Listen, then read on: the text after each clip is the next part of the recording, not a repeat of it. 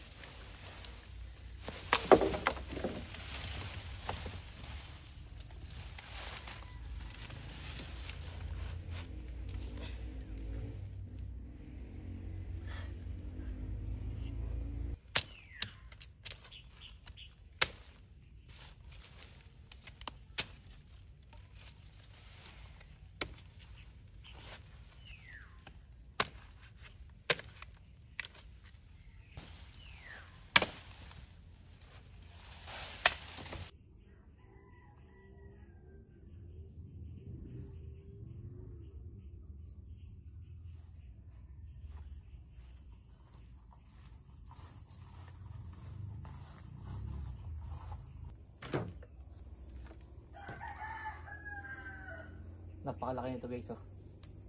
Tayo sa mga babata pa.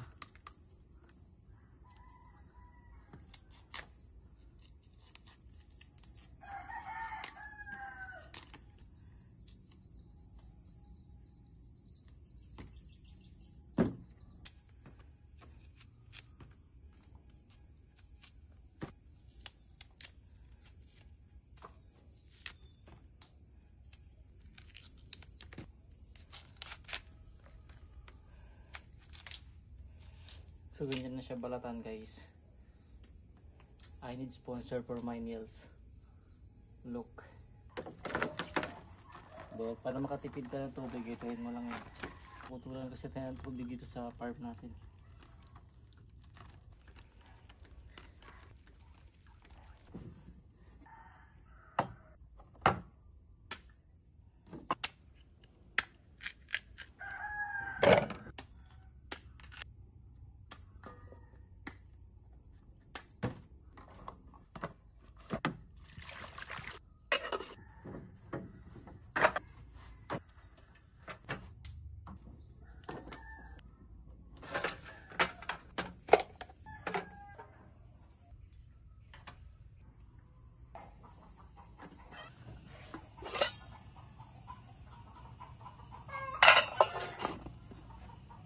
Yo, what's up guys? So antayin lang natin siya ng 15 to 30 minutes na kumulo. So patatagalin natin kasi pag kinain mo yan ng hilaw baka malason ka. Pero habang naghahantay tayo guys, mag-unboxing tayo na aking biniling S Pro 2. Ayan. Nabili ko to siya last day at gusto ko kasama ko yung mag-unboxing nito. Ayan guys, oh. Kita nyo ba? Yan siya guys. Sobrang good nito pang vlogging, pang night vlog or kahit pang travel vlog. Sobrang ganda. Ayan. So may extra battery siya. Ayan.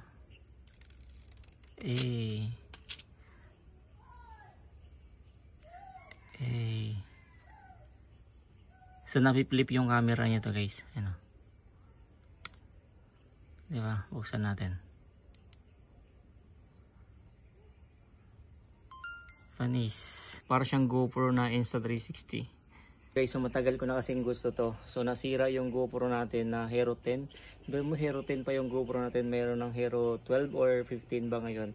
At ngayon guys, nabili ko yung pinaka-update ng Insta360 S Pro 2. Yan. So ang bili ko nito is, ang SRP talaga nito is 32 ata. Yung pinaka-bundle Explorer. Ito guys, ang binili ko lang is standard lang with extra battery. So nabili ko lang siya ng around 22. Ganda niya, no? Ayan, good to guys, pang vlogging, pang travel, pang beach, pang night vlog, pang motor vlog. Ayan, kaya ko siya binili kasi magagamit ko din talaga to. Okay mga preso, nandito tayo ngayon nagbablog sa camera Insta360 na Ace Pro. Ayan, so ganyan yung kayang built-in na mic. Sobrang ganda ng boses natin. Wait lang. Naninibago ko kasi pag naka-flip yung screen, dapat sa lens ka nakatingin, huwag ka sa screen nakatingin kasi yung mata mo nasa taas. So dapat dito ka sa screen ng Insta360. So ayan po yung ating palibot ngayon. Sobrang ano niya, raw niya tingnan sa video yung mga brightness or mga scenery na nakikita ko, di ba? Yan. So ito yung camera ng ating Insta360 Ace Pro 2. So ganyan po siya. Sobrang ganda. Look. Diba? Guys, naamoy mo ba yung naamoy ko? Ang bango.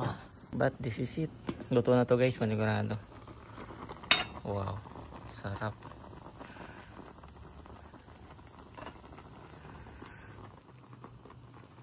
Sarap.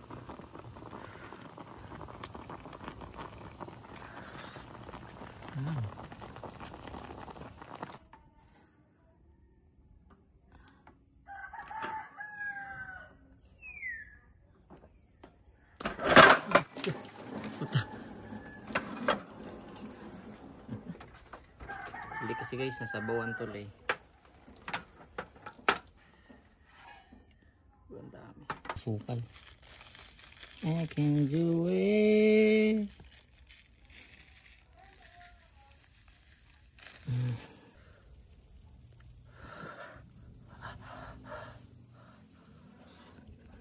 Sarap.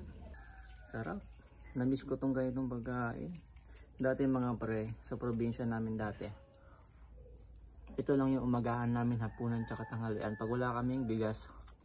Kasi doon pag may bigas ka lang, ano ka na, buhay ka na kasi may mga ulam naman na gulay. Pwede kang maglaga ng malunggay, maglaga ng kalabasa, nandiyan naman sa gilid. Pero pag wala talaga kaming bigas, ito yung kinakain namin. Balangoy, either or saging, kamote, yan. Yan, naranas yan sa mga taong nasa probinsya. Nadadaanan ko din yan. Taong bundok ako eh. Nakatira kami sa sa pinakatuktok ng bundok na ang kapitbahay namin sa kabilang bundok naman. So kain tayo ba nagkukwentuhan, sobrang sarap guys. So kung gusto nyo din ng ganito guys, sabihin nyo lang, bibigyan ko kayo ng similya ng aking kasaba. Siyempre dami to nabuhos na lang kanina. Sarap. Sa mga di marunong magluto nito guys, madali lang po siya. Linisan nyo lang din, pakuluan nyo lang ng 15 to 30 minutes. Siguraduhin nyo na malambot yung balanghoy nyo, na kapag hinawakan nyo o tinusok nyo is tatagos yung pantusok niya. Talagang malambot na siya hanggang ilalim.